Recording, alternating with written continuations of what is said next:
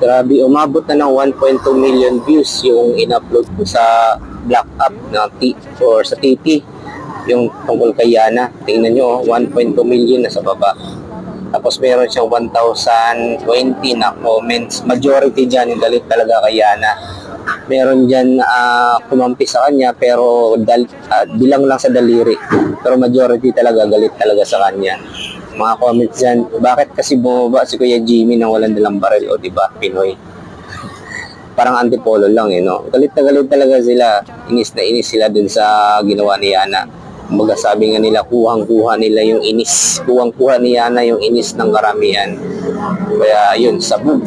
Sabog ang notification ko dahil dito sa upload na to.